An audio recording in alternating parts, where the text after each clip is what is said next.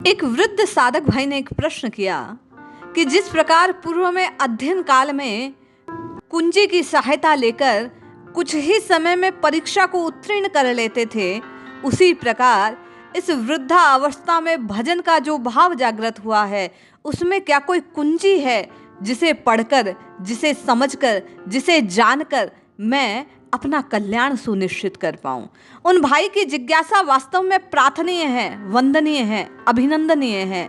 उन्हीं के प्रश्नों के मद्देनजर हम कुछ श्रृंखला के रूप में परम पूज्य स्वामी श्री राम सुखदास जी महाराज की वाणी से उनकी पुस्तक सीमा के भीतर असीम प्रकाश से कुंजी रूप में जीवन को बनाने वाली, भजन को अखंड करने वाली, प्रभु से संबंध जोड़ने वाली कुछ युक्ति संगत बातों को श्रवण करेंगे और उन्हें जीवन में अपनाकर अपना उद्धार सुनिश्चित करेंगे। जय श्री हरि। पूज्य गुरुदेव के चरणों में बारंबार प्रणाम। सभी नामनष्ट साधकों को जय जय श्री सीताराम। पूज्य स्वामी जी की कही गई ये बातें निश्चय पूर्वक आपके और मेरे जीवन में उस कुंजी का काम करेगी जो आपको और मुझे कुछ समय के अध्ययन से परीक्षा में उत्तीर्ण करने का साहस प्रदान करने वाली है। पूज्य स्वामी जी कहते हैं कि भजन अखंड नहीं होता पर संबंध अखंड होता है। उनकी ये कही बात आपको और मुझे भगवान तक पहुंचा देगी। आइए इसका भाव समझते हैं। पूज्य स्वामी जी लिखते हैं, भजन अखंड नहीं होता पर संबंध अखंड होता है। इसीलिए आप मैं भगवान का हूं इस प्रकार अपना अहम बदल दें, अर्थात अपना भगवान से संबंध जोड़कर एक जाति के हो जाएं तो जल्दी सिद्धि हो सकती है। इसीलिए गोस्वामी जी ने कहा, होए राम को नाम जपू, अर्थात भगवान का होकर भगवान का भजन करें।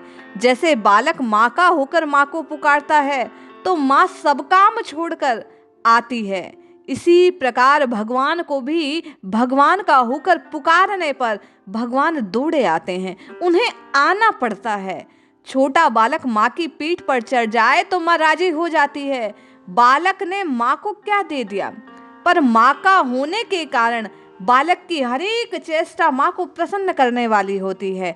ऐसे ही भगवान के हो जाओ तो आपकी सब चेष्टाएं भगवान को प्रसन्न करने वाली होगी। एक एक क्षण जो आप बिताएंगे वो भक्ति हो जाएगी, भजन हो जाएगा, वो अखंड होने लगेगा केवल संबंध जोड़ने मात्र से। पूज्य स्वामी जी लिखते हैं, भगवान का होने का जो प्रभाव है वह भजन का नहीं है। भगवान का होकर भजन करने से जो शक्ति आती है वह संसार का होकर भजन करने से नहीं आती। भगवान का होकर भगवान का भजन करने से मनुष्य भगवान से बड़ा हो जाता है। राम ते अधिक राम कर दासा, पर बड़ा दुख होता है। भगवान से ही शक्ति पाकर वह शक्ति भगवान का होने से भी प्राप्त होती है। ऐसे ही भगवान के साथ भक्त की जितनी एकता, तल्लीनता होगी उतनी ही भगवान की शक्ति उसमें आ जाएगी।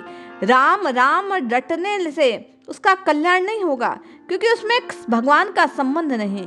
भगवान का संबंध कल्याण करने वाला है। संबंध की बात को पुष्टता देते हुए पूज्य स्वामी जी कहते हैं कि राम राम का टेप लगा देने से कल्याण नहीं हो जाता, क्योंकि उसमें भगवान का संबंध नहीं है। भगवान का संबंध कल्याण करने वाला है। इसी प्रकार संसार का संबंध पतन करने वाला है। साधक जो भी कार्य करे संसार की सेवा समझकर अथवा भगवान की पूजा समझकर करे। जो अपना काम करता है उसका पतन होता है, कारण कि अपना सब काम बंधन को देने वाला है। कोई काम करें उसके 3 विभाग होते हैं, कर्म, सेवा और पूजा।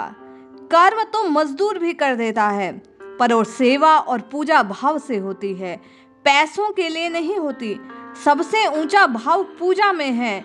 इसलिए पूजा का भाव रखकर कि मैं जो कुछ कर रहा हूँ वह भगवान के निमित्त है, ऐसा जानकर कार्य करना चाहिए।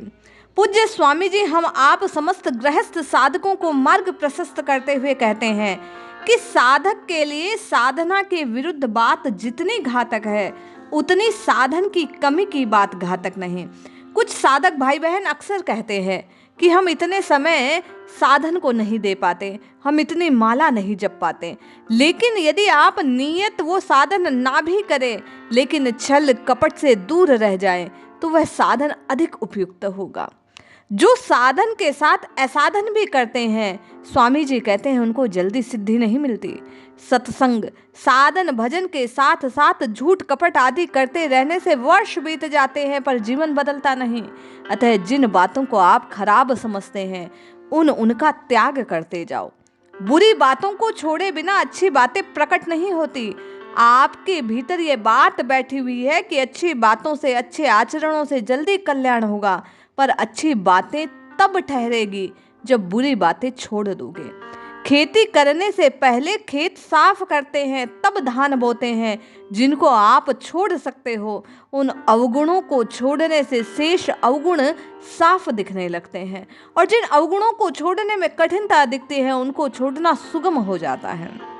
पूज्य स्वामी जी कहते हैं, जो जानते हुए भी अपने अवगुणों को छोड़ते नहीं, वे उन्नति के अधिकारी नहीं हैं।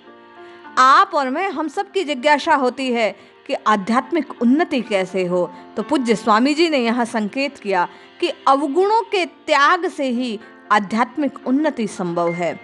आसुरी संपत्ति से रहित होने पर मनुष्य उन्नति का अधिकारी हो जाता है, उसकी स्वाभाविक उन्नति होती है। देवी संपत्ति उसके भीतर स्वतः प्रकट होने लगती है। देवी संपत्ति भगवान की होने से उनकी जड़ नींव पक्की है, परंतु आसुरी संपत्ति असुरों की होने से जड़ बड़ी कच्ची है। जब चाहो तो उसाड़ फेंक सकते हैं, बस भगवान का आश्रय लेने की देर है। लोग कहते हैं कि सत्संग, साधन, भजन करते हुए अवगुण छूटे तो क्या फायदा हुआ, अवगुण तो छूटे नहीं। वे ठीक कहते हैं, पर इसमें एक मार्मिक बात है। जो सत्संग, साधन, भजन करते हैं, उनके तो अवगुण छूटना संभव है, पर जो केवल सद्गुण, सदाचार में लगे रहते हैं, उनके सद्गुण, सदाचार ठहरेंगे नहीं। कारण कि सब सद्गुणों के मूल तो भगवान का आश्रय लिए बिना वे गुण टिक कैसे सकते हैं। पूज्य स्वामी जी कहते हैं, सुख की इच्छा को लेकर जो भजन करता है, वह वास्तव में भजन नहीं करता। सुख की इच्छा पापों की जड़ है। अपने सुख के लिए साधन करना राक्षसी स्वभाव है। हिरण्यकशिपु ने अपने सुख के लिए तप किया। अपने सुख के लिए जो काम किया जाता है, वह पतन को कराने वाला, आसुरी संपत्ति को बढ़ाने वाला है। बहुत से भाई बहन अच्छे काम करते हैं, फिर भी उनकी जल्दी उन्नति नहीं होती, क्योंकि उनके भीतर व्यक्तिगत स्वार्थ रहता है। व्यक्तिगत स्वार्थ रहने से व्यक्तित्व टूटता नहीं, एक देशीयपन अर्थात देहा अभिमान और पुष्ट होता है। व्यक्तिगत कल्याण चाहना देहा अभिमान को पुष्ट करना है। अपना कल्याण चाहना अच्छी बात है, पर मेरा ही कल्याण हो, ये भाव जल्दी कल्याण होने नहीं देता। व्यक्तित्व ही वास्तव में पतन कराने वाला है। मुझे लाभ हो जाए, ये भाव आसुरी संपत्ति की जड़ है। दूसरे का भी लाभ हो, ये देवी संपत्ति को पुष्ट करने वाला है। जो सुख किसी को दुख देकर आता है, एक ना एक दिन वह दुख का कारण बनता है, ये याद रखना चाहिए। जो दुख दूसरे के सुख के लिए आता है, वह दुख आनंद रूप में परिणत हो जाता है। हम आप प्रत्येक साधक को जीवन संवारने वाली इन बातों को प्रकट करते हुए पूज्य स्वामी जी कहते हैं कि जन्म मरण से रहित होने का अवसर यह मनुष्य शरीर है। देवताओं को यह शरीर और ये स्थान बड़ा दुर्लभ है। वहां आराम तो है, पर भगवान नहीं है, राम नहीं है। सबके सब मनुष्य थोड़े से थोड़े समय में भगवान की प्राप्ति कर सकते हैं। जो भगवान की तरफ न चले, उनका जन्म निरर्थक है।